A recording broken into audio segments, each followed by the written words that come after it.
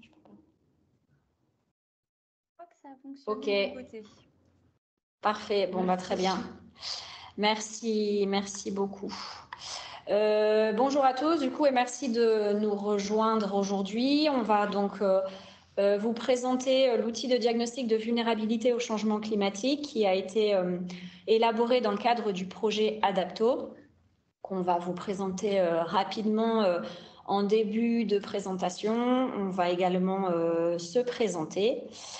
Donc on part sur un webinaire d'1 heure à 1h30. On va essayer de faire 45 minutes de présentation pour garder ensuite un temps d'échange. Une présentation qu'on fera du coup en 2 temps. D'abord un temps de présentation sur l'outil et avant ça le projet rapidement. Et puis ensuite des retours d'expérience sur la réalisation de diagnostics dans des exploitations agricoles. Alors le projet Adapto en quelques mots, c'est un projet mené par un consortium de chambres d'agriculture en Occitanie, porté par la Chambre d'agriculture du Tarn. Donc vous avez ici l'ensemble des partenaires, la Chambre d'agriculture du Tarn-et-Garonne, du Lot, du Gers, des Hautes-Pyrénées et la Chambre régionale d'agriculture Occitanie. On va aujourd'hui faire une présentation avec 4 interlocuteurs. Donc on va principalement présenter à 2 voix Anne-Charlotte Pommier-Petit, qui est conseillère irrigation à la Chambre d'agriculture du Tarn, qui va donc intervenir en deuxième partie sur le retour d'expérience. Et je vais démarrer. Ariane de Grotte, donc je suis chargée de mission gestion de l'eau à la Chambre régionale d'agriculture Occitanie. Et puis vous aurez peut-être aussi des interventions de Cécile Freys de la Chambre d'agriculture du Tarn et de Maud Sportige-Dutoit de la Chambre régionale d'agriculture dans la partie d'échange et de discussion. Donc le projet Adapto, c'est un projet qui a pour objectif de sensibiliser les agriculteurs à leur vulnérabilité au changement climatique, donc la vulnérabilité qu'ils rencontrent sur leurs exploitations actuellement et à venir. Et le second objectif, c'est de construire des stratégies autour de l'agroécologie pour réduire cette vulnérabilité qu'ils rencontrent sur leur exploitation.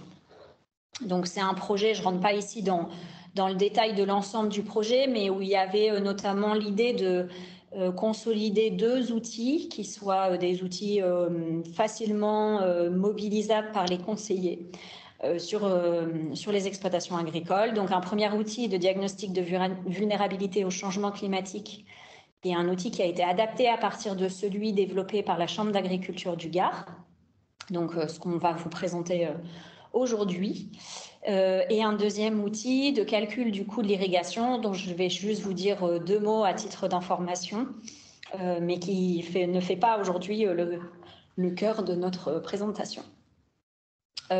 Pour que vous sachiez si vous voulez davantage d'éléments sur le projet, et sera mis à disposition le replay de ce webinaire. Il y a une page du projet Adapto sur le site internet de la Chambre régionale d'agriculture Occitanie, où vous pouvez retrouver les éléments de ce projet et voilà, et le replay de ce webinaire.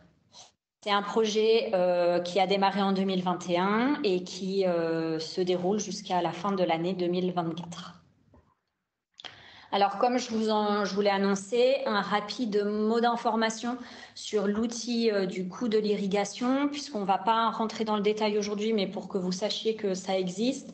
C'est un outil qui a été réalisé par les chambres d'agriculture du Gers et du 46. Il manque un 4 avant le 6. Qui est un outil qui s'utilise via l'outil cartographique Nos Territoires du réseau des chambres d'agriculture et auquel il y a 3 niveaux d'accès, un accès agriculteur, un accès conseiller et un accès administrateur, donc qui sera là réservé en l'occurrence à ces 2 chambres et éventuellement d'autres qui prendraient le relais sur l'administration de l'outil. Mais sachez qu'en tout cas, c'est un outil qui sera ouvert à terme à toutes les chambres du réseau et avec du coup 2 niveaux d'accès, un accès agriculteur et un accès conseiller pour pouvoir y entrer des données et faire un calcul du coût de l'irrigation. Donc, c'est une base de données nationale où tout le monde peut utiliser les indicateurs souhaités. Et les calculs qui sont réalisés, c'est des investissements en termes d'ouvrages et matériel d'irrigation, des taxes et volumes selon les types de ressources, le fonctionnement, les cultures irriguées et non irriguées, les charges, etc. Et ça calcule, in fine, un coût détaillé de l'irrigation selon différents indicateurs et différents critères qui sont préalablement choisis.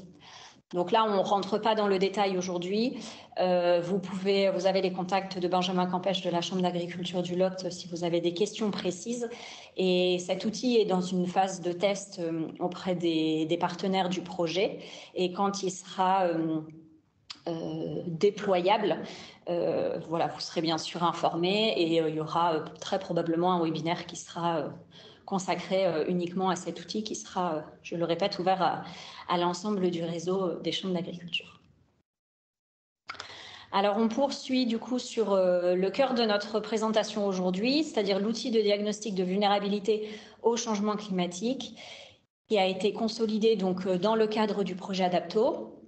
C'est donc une adaptation de l'outil de la Chambre d'agriculture du Gard qu'on remercie du coup de nous avoir fourni ce travail qui a été une base très importante pour pouvoir aboutir à ce qu'on souhaitait en faire.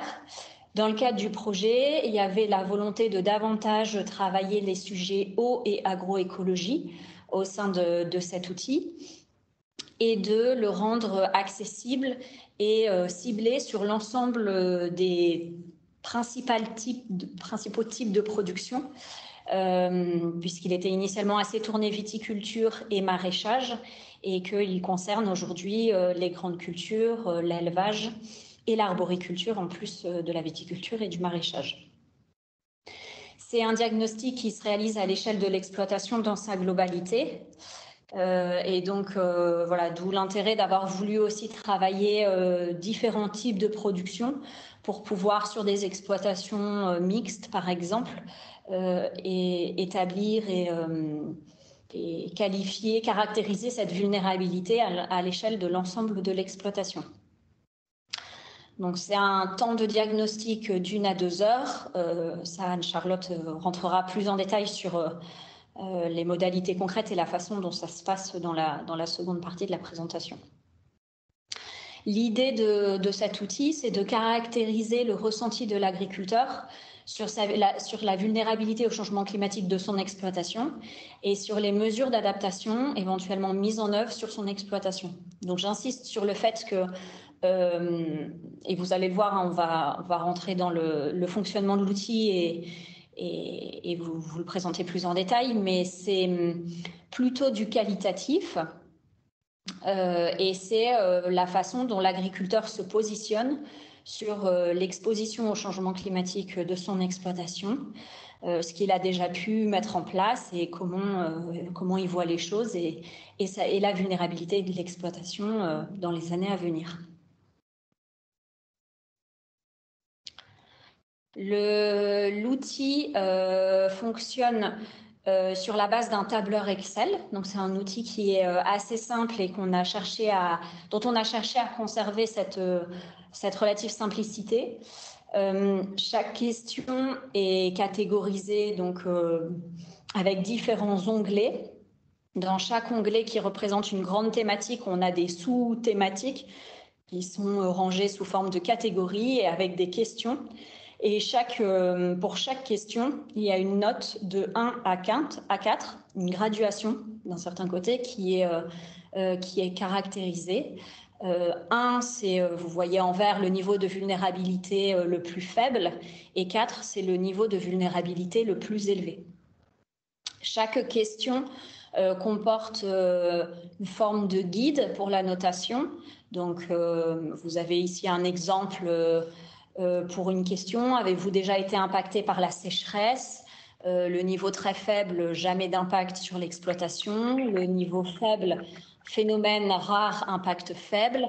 Le niveau de vulnérabilité moyen, plusieurs impacts importants ces dernières années. Et le niveau le plus élevé, impact majeur allant jusqu'à la destruction de toute la production. Donc l'idée, c'est d'avoir une forme d'homogénéité dans les réponses ou la caractérisation des réponses qu'on peut apporter selon ce que témoigne l'agriculteur. Donc une construction générale de l'outil en 12 onglets, en tout cas une première partie de l'outil en 12 onglets, donc un onglet de présentation, 5 onglets généraux qui concernent toutes les exploitations, donc qui s'intitulent les exploitants, généralité, aléas et protection, sol et eau. 5 onglets spécifiques par protection, grande culture, par production, pardon, grande culture, élevage, arboriculture, viticulture, maraîchage, et un onglet de synthèse. Donc, vous le voyez sur l'imprime écran et on le verra ensuite dans l'outil. Chaque question donc, a une catégorie attitrée. Donc, on a ici la même question autour de la sécheresse, à laquelle on donne une note. Et pour chaque onglet, on a un diagramme qui représente la notation de l'ensemble des questions, où on retrouve donc le nom de chaque catégorie. Et l'onglet synthèse reprend donc l'ensemble de ces diagrammes. L'idée de ce diagnostic, c'est d'aboutir à un plan d'action. Et donc, pour une partie pour certaines exploitations, il y a un plan d'action qui a été facilité dans l'outil. Donc, c'est le cas des exploitations de grande culture et de polyculture élevage, où on a une forme de semi-automatisation du plan d'action, avec des onglets supplémentaires, donc je vais vous représenter de manière un peu plus concrète dans l'outil. Un premier onglet AFOM, donc atout, faiblesse, opportunité, menace, qui classe automatiquement les catégories des questions, donc qui fait une forme de récapitulatif sous un tableau AFOM. Un onglet travail qui est un support d'échange avec l'agriculteur pour identifier les axes de travail qu'il souhaite retenir. Et en fait, à partir de cet onglet-là, les axes qui sont retenus comme des leviers sur lesquels l'agriculteur souhaite travailler, on les retrouve automatiquement dans un onglet plan d'action, et on peut choisir de les visualiser autrement dans un onglet objectif, où là, il faut remettre un petit peu la main à la pâte. C'est pas automatique que l'onglet précédent, plan d'action. Et il y a un onglet qui ici je vais pas vous présenter, qui s'appelle banque de levier, mais quand vous souhaiterez regarder l'outil de manière plus détaillée, vous pourrez y retrouver tous les leviers qui ont été utilisés, qui sont les références bibliographiques utilisées pour construire ce plan d'action. Notamment, beaucoup sont issus des travaux du RMT Climat dans le cadre du Varenne de l'eau. Alors, juste avant de vous montrer concrètement l'outil, vous dire que du coup, cet outil sera mis à disposition du réseau des chambres, donc dans sa version de travail actuelle. Donc, il reste une version du projet qui est encore testée cet hiver par les partenaires. Donc, on est à une version relativement stabilisée et au vu des demandes qu'on a pu avoir, on propose de la mettre à disposition du réseau chambre, donc d'ici mi-février environ, parce qu'il reste quelques modifications à la marge, et pour y accéder, il faudra que vous nous contactiez. Mais voilà, on vous l'enverra sans problème. C'est un fichier Excel, donc ça reste un fichier qui est modifiable, sur lequel vous aurez certainement des ajustements à faire, où vous trouverez des éléments modifiables ou des questions à ajouter ou à modifier. Et pour cela, on vous demande, on peut, en contrepartie du fait qu'on vous met ce travail à disposition, de nous tenir au courant des modifications que vous faites sur l'outil, pour qu'on puisse suivre ce qui s'est fait et bien sûr inclure ce qui est pertinent pour la suite. Donc pour cela, on proposera d'ouvrir un groupe Teams avec les utilisateurs, ou les utilisateurs et les référents régionaux, pour en tout cas pouvoir faire remonter les modifications qui ont été réalisées sur l'outil. Alors, je vais vous montrer un petit peu plus concrètement, alors sans regarder toutes les questions de manière exhaustive, mais à quoi représente cet outil. Donc voilà, comme je vous l'ai dit, c'est un tableau Excel avec les onglets généraux sur les exploitations, des onglets plus spécifiques sur les types de production, l'onglet synthèse et les onglets suivants qui concernent, pour les exploitations de grandes cultures, polyculture, élevage, la possibilité d'automatiser la réalisation d'un plan d'action. Bon, donc un premier onglet édito sur le projet et les financeurs, puisque je n'ai pas précisé que c'était un projet qui est financé par l'Agence de l'eau Adour-Garonne dans le cadre de l'appel à projet Économie d'eau. Un premier onglet donc, de présentation où c'est vraiment des éléments administratifs de l'exploitation, où on a la possibilité de situer l'exploitation géographiquement. On retrouve cette catégorisation des niveaux de vulnérabilité et une description rapide de l'assolement de l'exploitation. On rentre ensuite dans les onglets généraux. Donc, un onglet rapide sur les exploitants. Est-ce que vous êtes convaincu que le changement climatique aura un impact sur votre exploitation? Donc, vous voyez ici des catégorisations assez simples, fortement convaincu, convaincu, peu convaincu, pas convaincu. Et donc ensuite, en fonction de la note que vous mettez, la couleur change selon le niveau de vulnérabilité. Et vous voyez que le diagramme juste à côté, là, s'ajuste également. Une deuxième question, avez-vous commencé à activer des leviers d'adaptation sur votre exploitation pour faire face au changement climatique? Et une troisième exploitation sur les conditions de travail. Sur votre exploitation, les changements aléas climatiques peuvent-ils constituer un facteur de pénibilité au travail pour vous ou vos salariés? Donc, vous avez certaines questions qui parfois présentent des exemples ou des explicitations. Et il y a la possibilité d'avoir un champ libre et de mettre des commentaires supplémentaires. Un deuxième onglet de généralité. Combien d'ateliers avez-vous sur l'exploitation pour vous? Combien d'ateliers avez-vous sur l'exploitation? Pour vous, quel est l'atelier le plus important et qui vous amène le plus de revenus agricoles? Donc là, les notes, c'est aussi bien une combinaison du nombre d'ateliers que de la part de l'atelier principal dans le revenu agricole. Avez-vous des activités de diversification indépendantes des conditions climatiques, gîtes, transformation, etc. Avez-vous des possibilités d'évolution de votre exploitation en termes de production ou de commercialisation? Avez-vous souscrit une assurance multirisque climatique? Donc voilà, donc de la même manière, quand on change les notes, le diagramme s'ajuste automatiquement.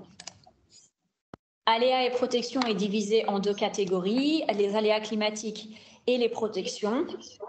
Donc, vous voyez des questions relatives à tout ce qui est impact des aléas climatiques, donc impact de la sécheresse, impact de la canicule, impact des inondations, impact du gel intense et ou tardive, impact par la grêle et impact par d'autres événements qui peuvent être mis en lien avec le changement climatique, notamment des pressions parasitaires.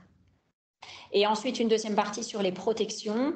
Quel type de matériel anti-gel possédez-vous? Dans quelle proportion votre exploitation est-elle équipée contre le gel? Dans quelle proportion votre exploitation est-elle équipée contre la grêle? Le réseau hydrographique est-il entretenu? Quelle part des infrastructures agroécologiques sur l'exploitation? Quelle est la part des infrastructures agroécologiques sur l'exploitation? Donc, vous voyez qu'à chaque fois, c'est quelque chose qu'on va retrouver de manière globale sur l'outil. Il y a la volonté de ne pas avoir de chiffres bruts en soi, dans le sens où pour pouvoir éventuellement comparer des résultats de diagnostic ou avoir des visions d'ensemble, on a plutôt fait le choix d'avoir du qualitatif sur des proportions, un impact, la part de l'équipement, etc., plutôt que la surface qui, par exemple, serait équipée en antigel ou contre la grêle. Un onglet sur le sol. Donc, quelle est globalement l'évolution du taux de matière organique de vos parcelles? Quel est le pourcentage de surface à risque érosif sur votre exploitation? Rencontrez-vous des problèmes de compaction? Mettez-vous en place des pratiques de fissuration? Quel est le pourcentage de parcelles avec un sol séchant en terre arable? Quel type de phénomène érosif rencontrez-vous?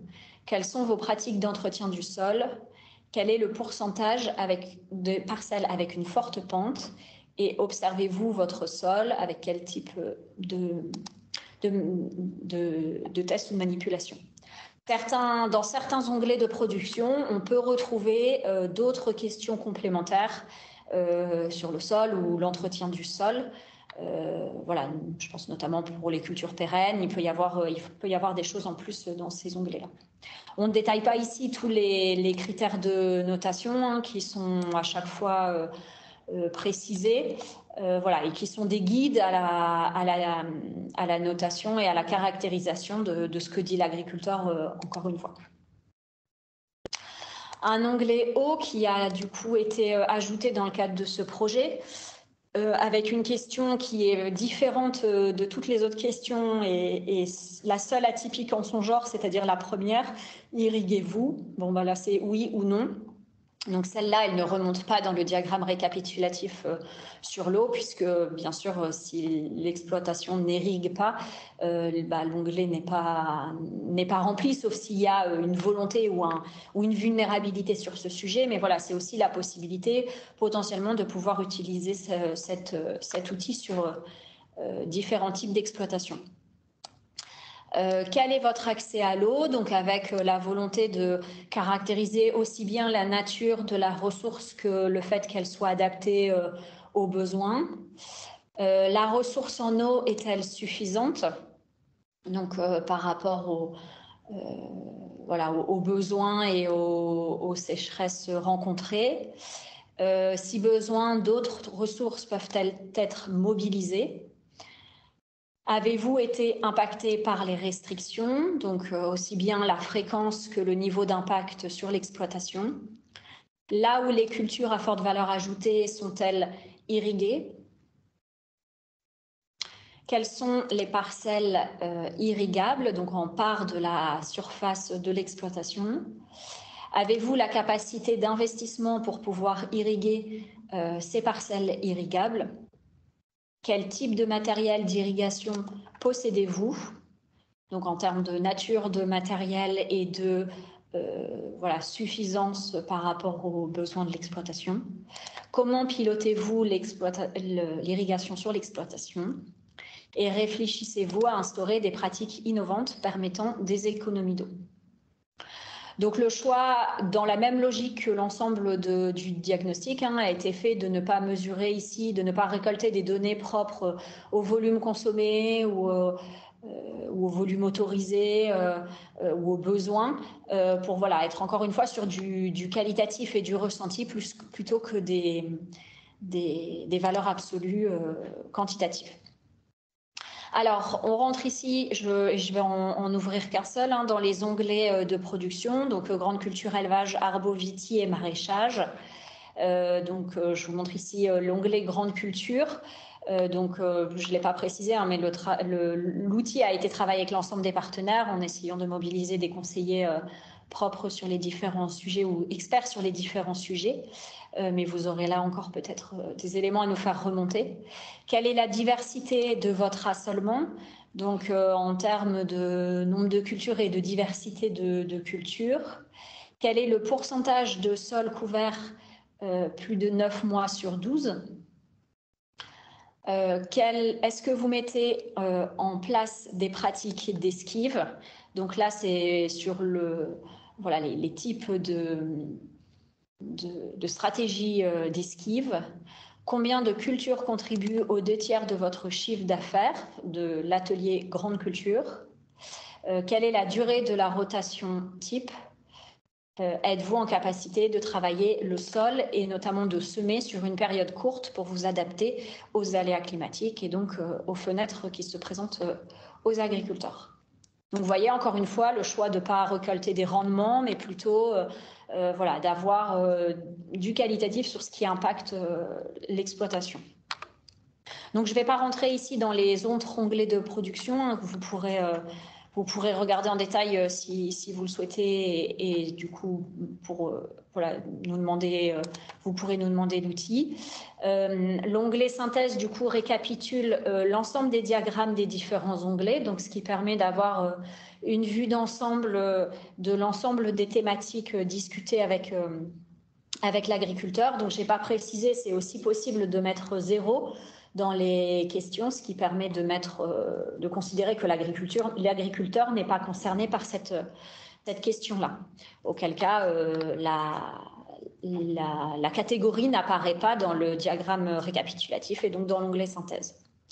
Et ensuite, pour vous donner un aperçu de la semi-automatisation pour les exploitations en grande culture, polyculture, élevage pour générer le plan d'action. Donc, vous avez ici le diagramme AFOM qui, du coup, reprend de manière automatique selon les réponses apportées aux différentes questions.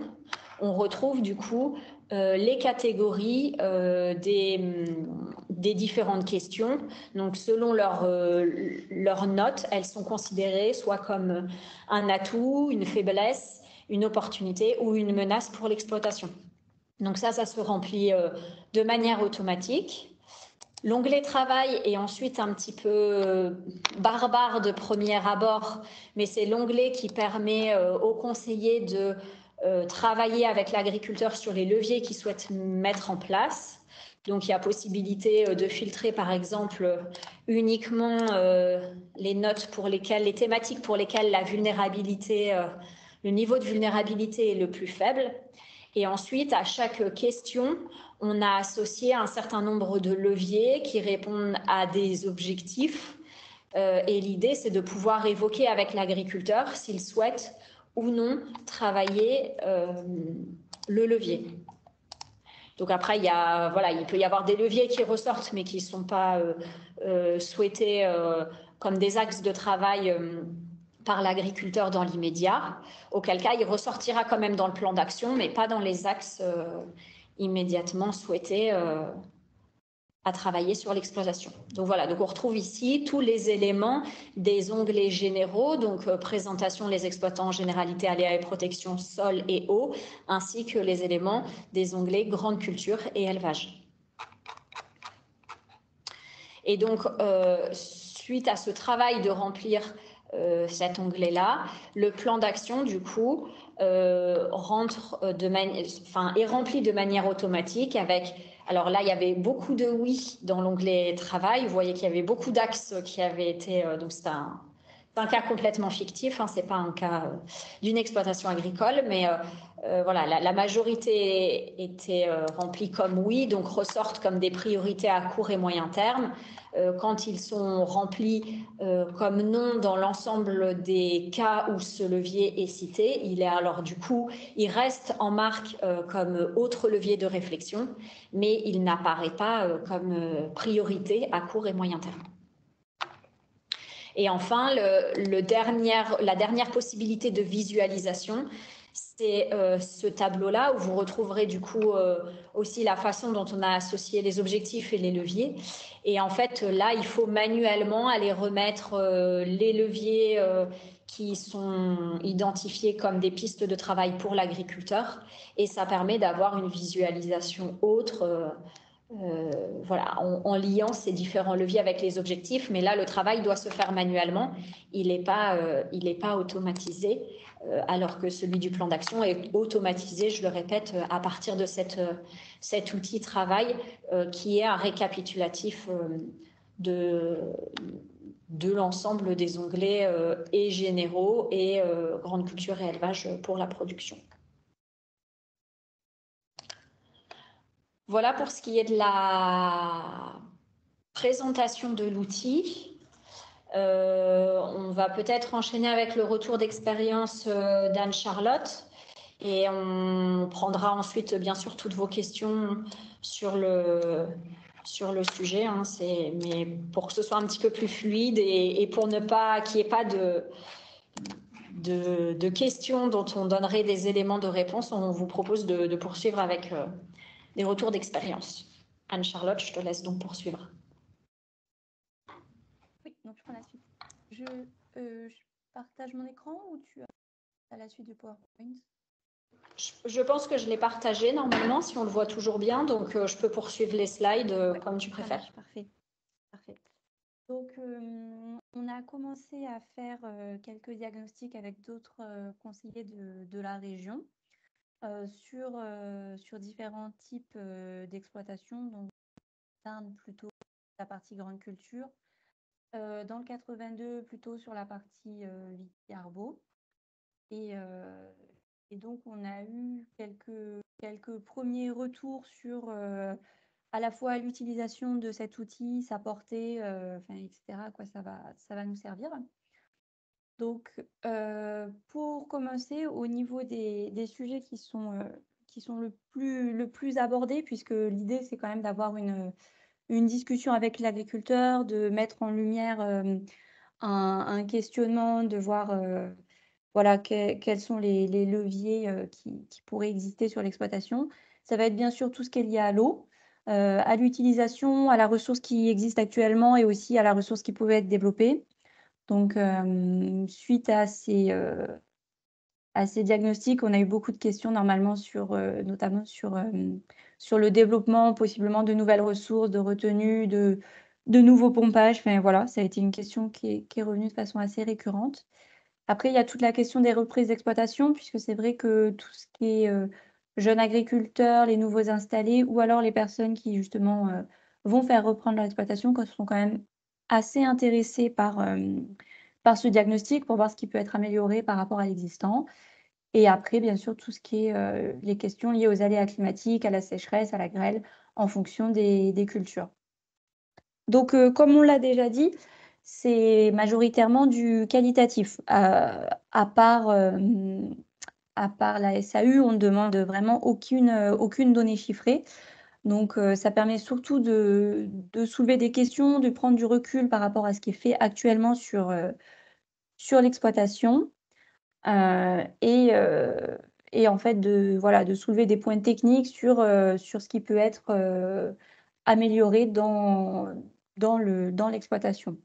Ce diagnostic, au final, pour nous, c'est un support de travail qui permet de discuter, de trouver des points de vulnérabilité de l'exploitation, de se questionner, voilà, de parler des risques sur l'exploitation, de voir où est-ce que l'agriculteur a de l'intérêt, qu'est-ce qu'il a intérêt à développer, etc.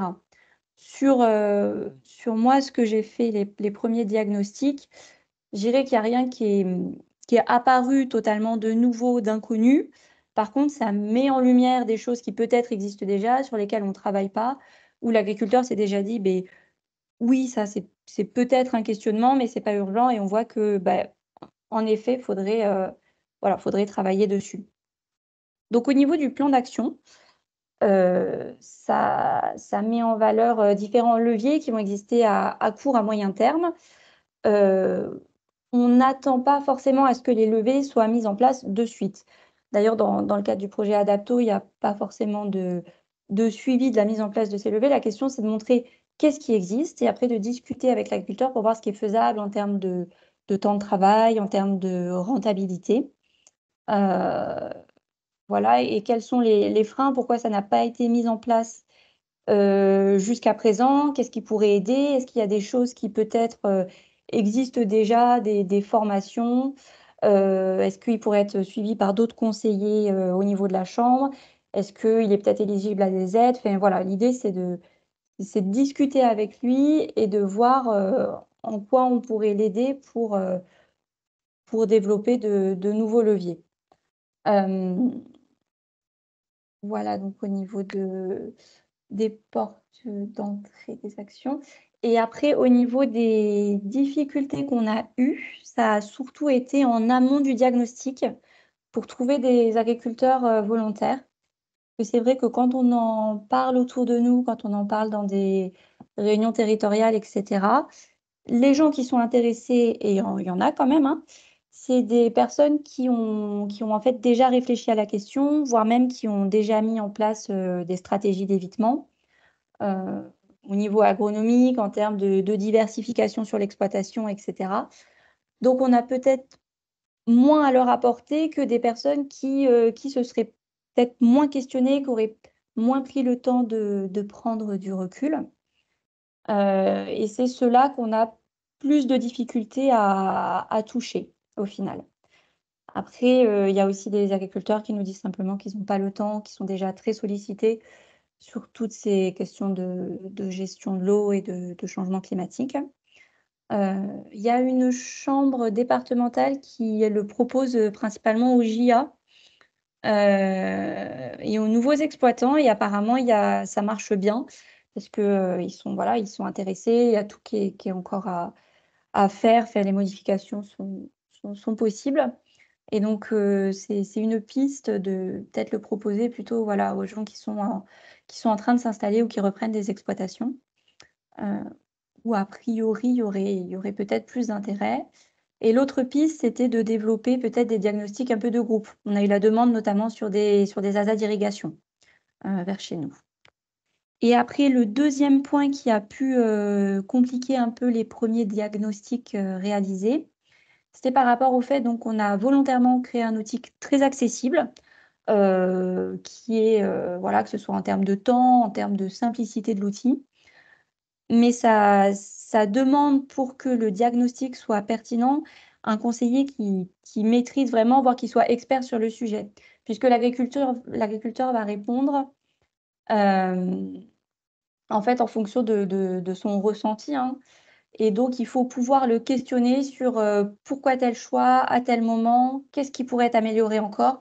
Voilà, faut pouvoir discuter avec lui, essayer de comprendre vraiment quels choix agronomiques ont été faits, qu'est-ce qui pourrait être fait de plus. Il ne faut pas juste prendre ce qu'on nous dit et faire une synthèse, sinon ça apporte pas grand-chose. Donc, sur certains départements, différents conseillers ont été voir les exploitations en fonction du type d'exploitation, en fait, des conseillers qui étaient assez experts dans le sujet. Et là, ça a vraiment permis de mettre en lumière des leviers agronomiques, des suivis qui pourraient exister, etc., et qui ont vraiment servi et qui ont lancé une vraie discussion, je dirais, avec l'agriculteur.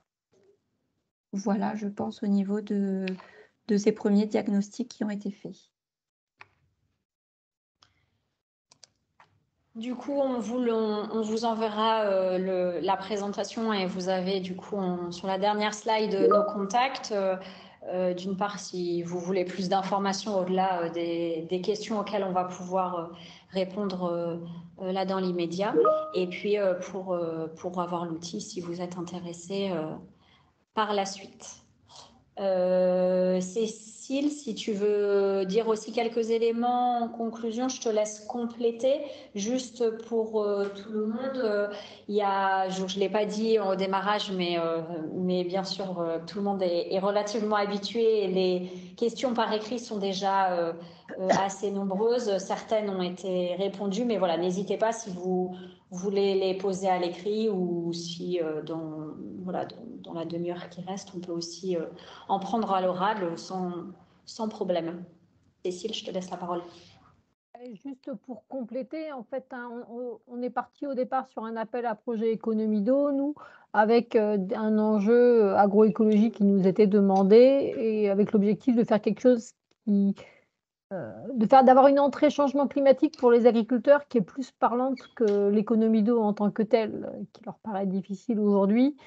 Voilà, on a voulu faire quelque chose de très pragmatique, et c'était vraiment un choix, ce qui fait que derrière, ça donne une variabilité. Effectivement, Anne-Charlotte a parlé d'1 heure ou 2 heures.